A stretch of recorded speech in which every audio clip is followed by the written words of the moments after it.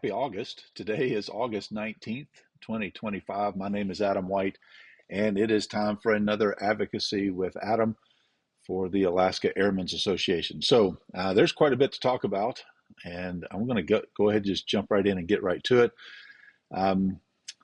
Be bringing you some more updates through social media and some other venues to talk more about some of these things as we get closer. But if you have not heard the news, Mosaic is out. Now you think, man, what is that? Well, it's basically a change in some of the rules about sport pilot certification and sport pilot aircraft, and there's a lot of things involved with that. I will tell you that I could go through all that stuff with you, but I'm going to save you some time and encourage you to go to the EAA, the Experimental Aircraft Association. They have a lot of information about Mosaic out there, and they are the experts, more so than I am. And so I'm going to defer to them on the deeper explanations for those things. Now, I can get into those conversations with you one-on-one if you'd like. If you got any specific questions, feel free to reach out to me. My contact information is here on the video and then, of course, on our website. Quick question for you, though. The thumbnail for this video, what kind of aircraft is that, and where is that airplane right now, that exact airplane? It's somewhere here in Alaska. Let me know where that airplane is if you know. Just kind of curious to know how many people know what that is and where it might be. So put your comments down below about that. The other big issue that I want to remind you of is Part 108. That is the Beyond Visual Line of Sight rule for the drone operators. And that rule is currently out for public comment as a notice of proposed rulemaking. Comments are due by October 6th. As I mentioned last month, I do have some concerns as I'm reading through that proposal, and there's some serious concerns about some privacy issues when it comes to ADS-B equipage. They're not mandating ADS-B equipage, but kind of implying.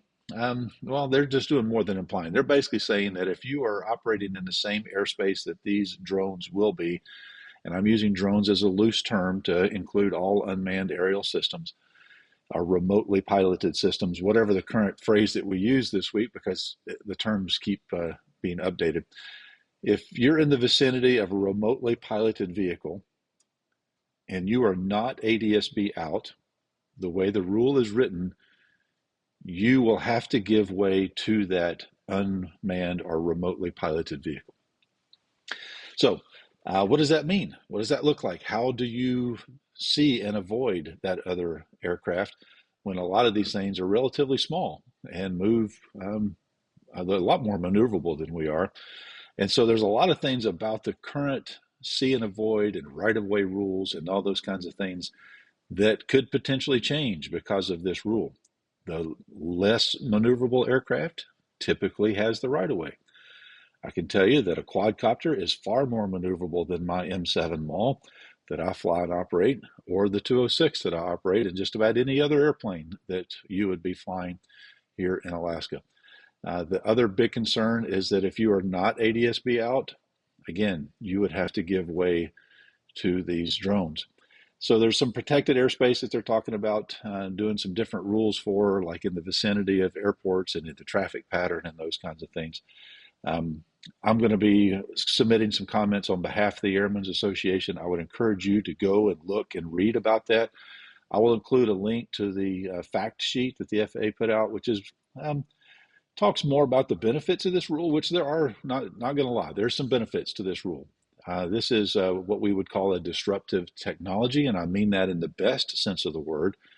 You know, like the iPhone, that was a disruptive technology. It completely changed the way we use cell phones. Some of these remotely piloted vehicles, beyond line of sight type operations, is going to be a disruptive tool.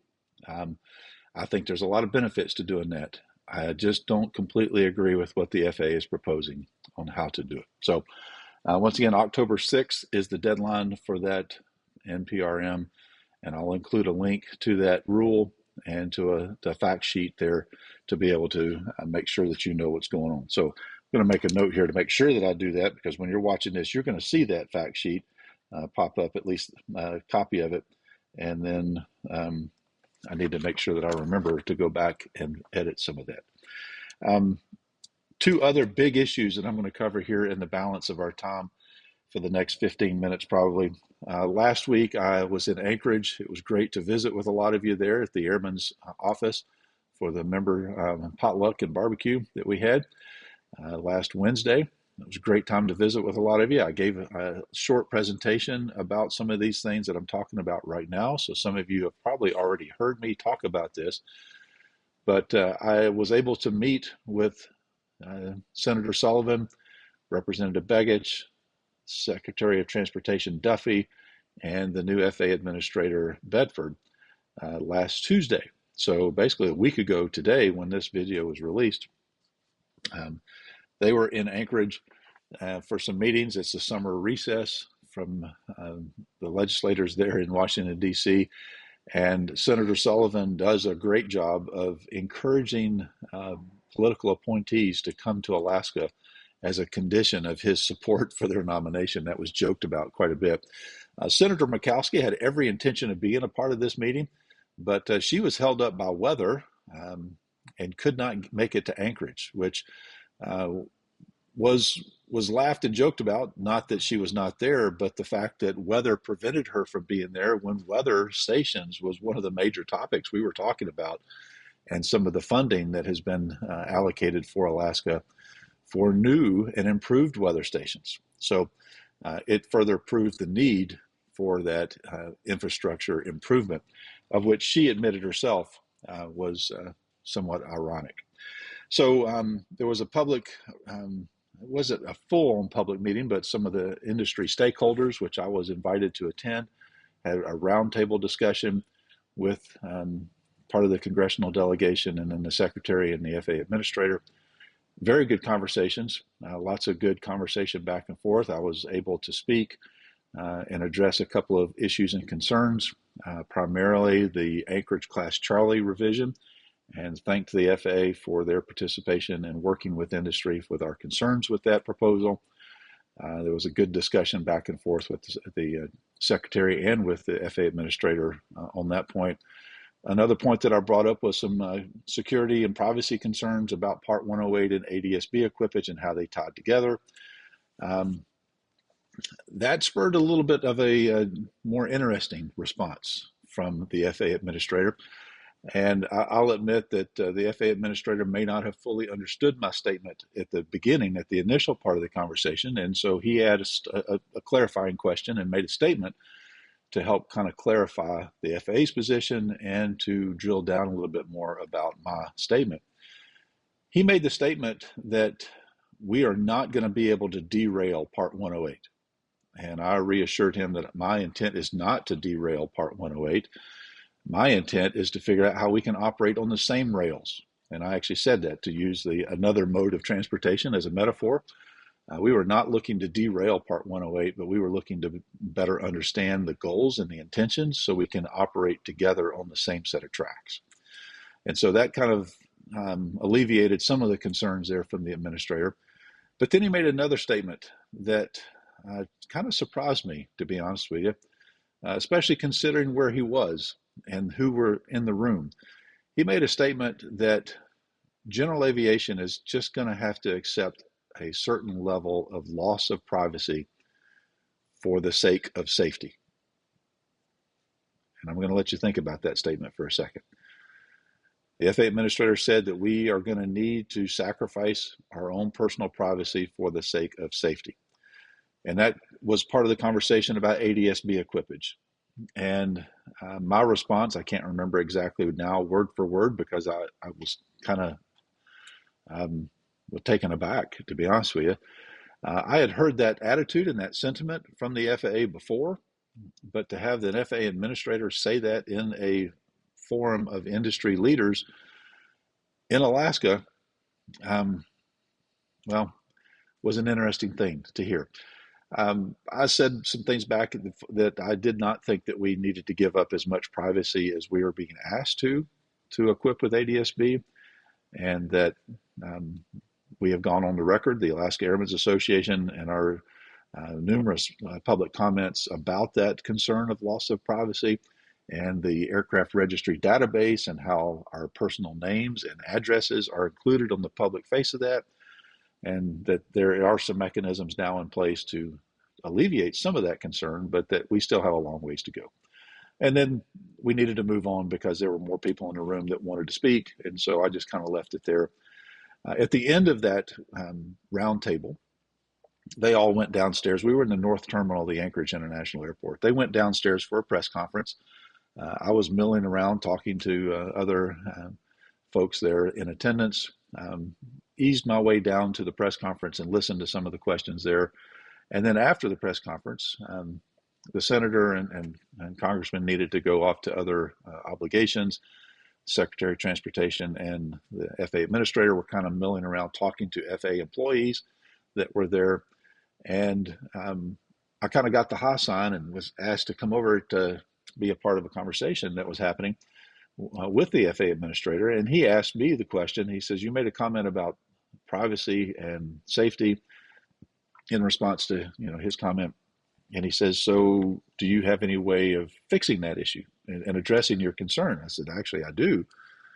And he says, "Okay, well, then let me hear it." And I confirmed. I said, "Are you sure you want to hear my answer?" Because I didn't want to get into a deep conversation. I know he was a busy guy with a full schedule for the day, didn't want to take up too much of his time, but confirmed, "Are you really asking me for my response?" And he assured me, "Yes, I want to hear your response." And so we got into a conversation about our privacy concerns about the aircraft registry and the database. And he came back with, "Well, you can petition to have that removed." And I responded, "You're absolutely right. We can petition. We can ask the FAA to remove that. There is no guarantee that it will happen. There is no timeline on when we can expect it." Now, granted, the FAA has been doing a pretty good job of getting that done quickly, and I haven't heard of anyone who has been rejected in their request for that. I said, "But should we have to ask you to remove that? Shouldn't it be by default not public?" And one of the principals of a very large 135 operation here in the state, and it doesn't matter who it is, but he and I are good friends and have known each other for years. He says, "Well, Adam, we as the commercial operators want everybody to equip with ADS-B." And I says, "Actually, I want that too, but there's privacy issues that I don't think justify the benefits." And so we got into a little bit of a conversation, all of us standing there in a circle, and reminded this principal operator of a 135 operation that when we look up his tail number, it doesn't give his personal name or address. It gives the name and address of the holding company that he leases that aircraft from, which may not even be in the state of Alaska. And it's no different than being able to type in a license plate number of a vehicle going down the road and being able to know who owns that vehicle and where they live. And the conversation went a little bit further. And at the end of it, just to sum it up, just because of the sake of time here, Administrator Bedford said, "No, I understand your concern and agree with you that is an invasion of your privacy." And he committed to working on improving that. I don't know that it's going to change. We're still probably going to have to petition the FAA to do that. So again, I encourage you very strongly as I can, encourage you to go through the process of asking the FAA to remove your name and address from the aircraft registration database. At least the public side of it is where it'll be removed from. And he admitted that he will look into that issue a little bit deeper and thanked me for my time. And I thanked him for coming to Alaska and for following up the question. He didn't have to do that, but he did. And so that speaks to his character and his intention of actually knowing and hearing and understanding the issues that we face here in Alaska. So just wanted to give you a little bit of that background and tell you how your membership is important, because it allows me to be in those settings, in those meetings, being able to talk face to face with our senators and congressmen, with the Secretary of Transportation directly face to face, and the FAA administrator. And so that is an honor and a privilege that I understand is only because of your membership and your support and faith and trust in the Alaska Airmen's Association. So I want to say thank you for that. Now, one thing I want to continue talking about here that is very important is the Anchorage Class Charlie proposal, the modifications to this Class Charlie. And I have a cheat sheet here in front of me, and I'll put the graphic up so that you'll see what's out there now on the FAA's website. And I'm probably going to leave it up on the screen while I go through and talk about some of these specific issues here for the next couple of minutes. So looking at this, it looks rather complex and complicated. And, you know, it is more than just a standard Class Charlie, because a standard Class Charlie is 2 concentric rings of 5 nautical miles and 10 nautical miles. But this obviously is not that, because we have other high traffic airports in the vicinity of Anchorage International. And so to accommodate, again, the reason why this is happening is to accommodate a new instrument landing system, a new ILS, for the north-south runway there at Elmendorf, runway 16. It also, that's what started it, but while this process began, there were other issues that needed to be addressed in the Anchorage Bowl, specifically giving Anchorage Approach a little bit more room to get some of the heavy freighters kind of sequenced and able to be on a stabilized approach. A more stabilized approach is probably the best way to put that. They have been on stabilized approaches, but this gives them the ability to be stable sooner, which reduces the number of potential go-arounds and missed approaches, which, as we know, that always throws a big monkey wrench into the plans of the controllers when they've got to deal with a 747 or an MD-11 that has to go around, and it's a pretty busy airspace already to begin with. Some of the other concerns that were wanting to be addressed is the flow in and out of Merrill Field and Lake Hood. And as you know, I was part of the ad hoc committee process. I was the co-chair of that committee. And we worked long and hard with the FAA, and we finally are now able to talk about the product that came out of that. And that's what you're seeing right now on your screen. And so just to briefly hit some of the high spots here, and again, just want to remind you that there are public meetings that are scheduled for this, and it's September 23rd and then September 24th. Now, those are going to be virtual meetings with the FAA. And again, I'll include a link here at the bottom in the description of where you can go to find out more about those meetings and to sign up on that Zoom call. And just to remind you of where we are in this process, this is the public engagement process. This is where you have an opportunity to let the FAA know what your needs, wants, and desires and opinions are about this airspace design. This is not the final rule. This is an opportunity to give input to the FAA. A lot of people ask, when can I tell the FAA my opinion? This is this time. This is when you tell the FAA what you think about the design. And then after the FAA has gone through all that process, because the comment period closes October 24th, at the end of the comment period, the FAA will take all of your comments and they will look at them and they will evaluate them. And the term is adjudicate your comments, meaning they will see what they can do to accommodate your request and modify the proposal accordingly. Then at that point, there's some internal things that happen within the FAA, and then eventually it will come out as a notice of proposed rulemaking. Now, at that point, we will have another opportunity to comment about the revised proposal that will probably change just a little bit from what we have today. And all of this is anticipated on being complete by the first quarter of 2027. That's the goal of the FAA, is to have this complete by January of 2027, by late January, early February, to hit those publication cycles. So as we look back at this chart again and talk about some of these areas, now you'll notice that some of this Class Charlie, it starts at the surface over Anchorage International, but it's at 2,500 foot over Lake Hood and Merrill. That's because the Class Delta for those two areas are from the surface up to 2,500, or to 2,499 exactly.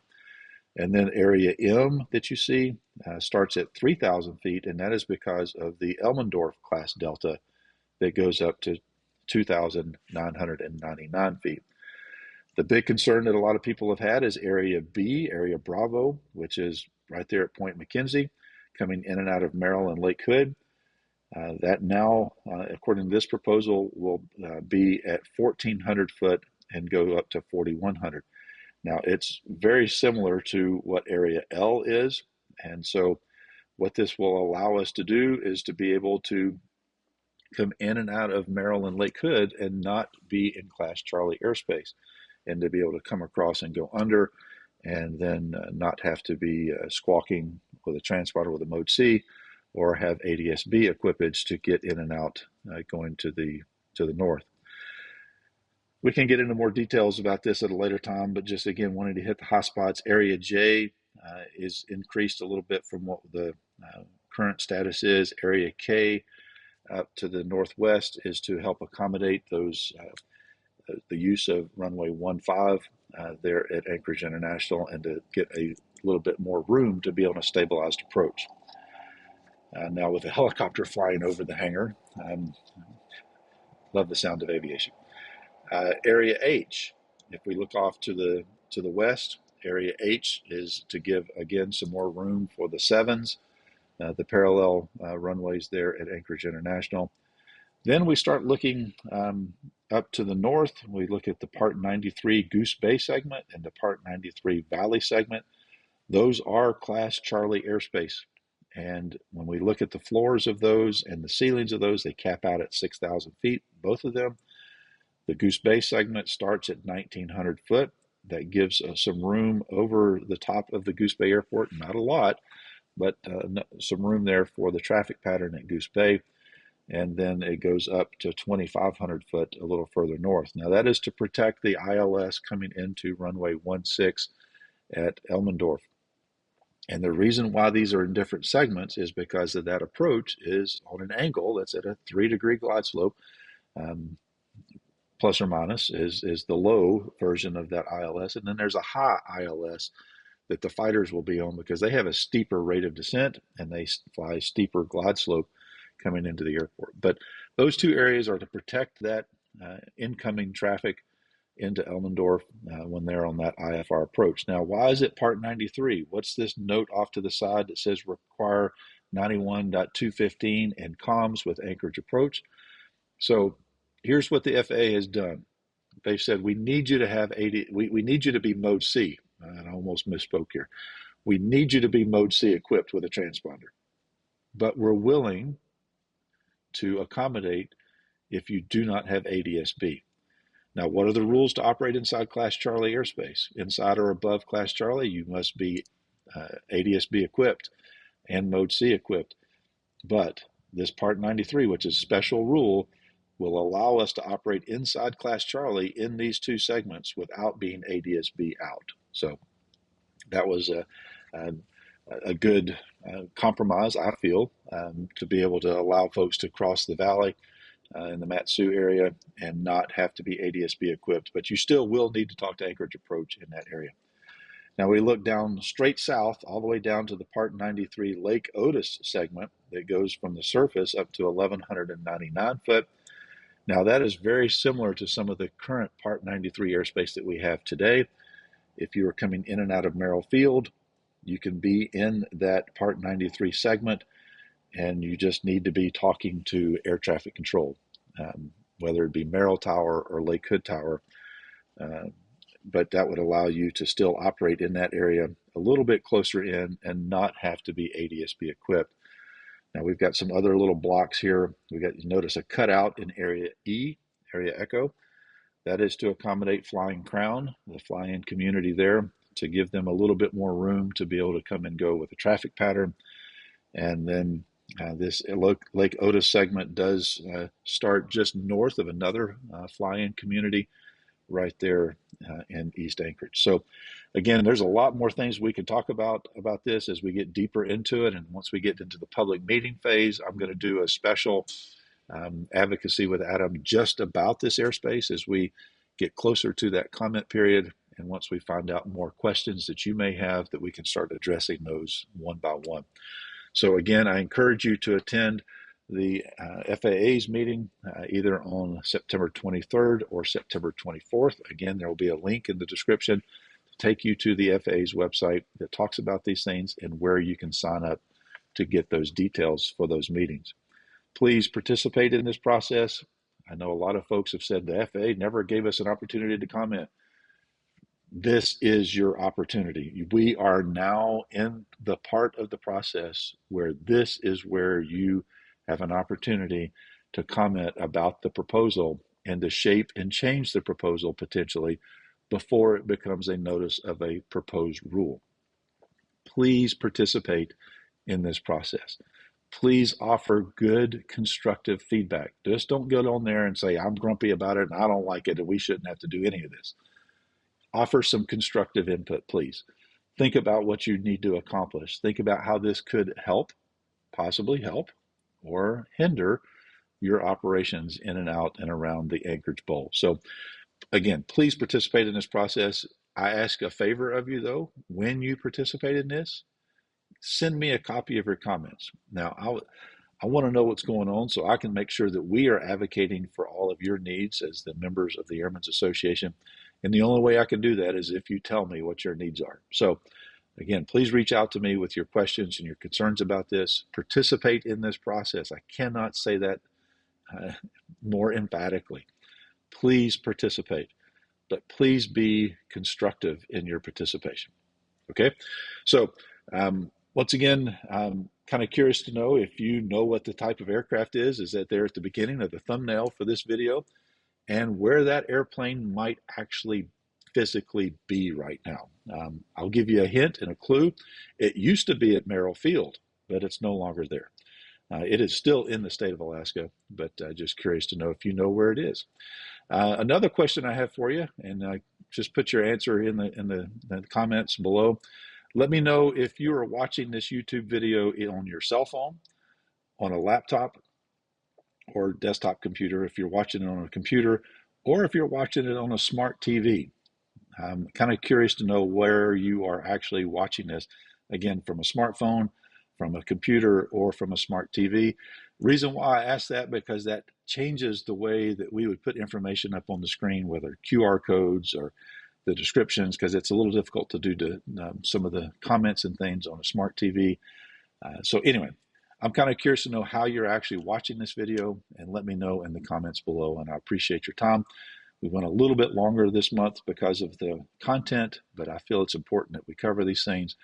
And we are not done talking about the Anchorage Class Charlie, and we're going to start talking about some of the changes to the Class Delta that are coming for Lake Hood and Merrill and Anchorage International. Well, Anchorage International doesn't have a Class Delta because it's Class Charlie to the surface, but then the Elmendorf Class Delta to accommodate some of the proposed changes for the Class Charlie. So that's coming up too. A lot of things happening, and I'm doing my best to stay on top of it. But yeah, participate. Go look at the FAA's website, study the diagram, formulate some questions, attend those public meetings, submit your questions and your comments to the FAA. Copy me when you do that, and look for more updates from the Airmen's Association about that proposal and about Part 108 when that comes through as well. So with that, I'm going to say goodbye. Thanks for watching, and thanks for the comments, and thanks for getting back in touch with me with your feedback. We'll see you next month.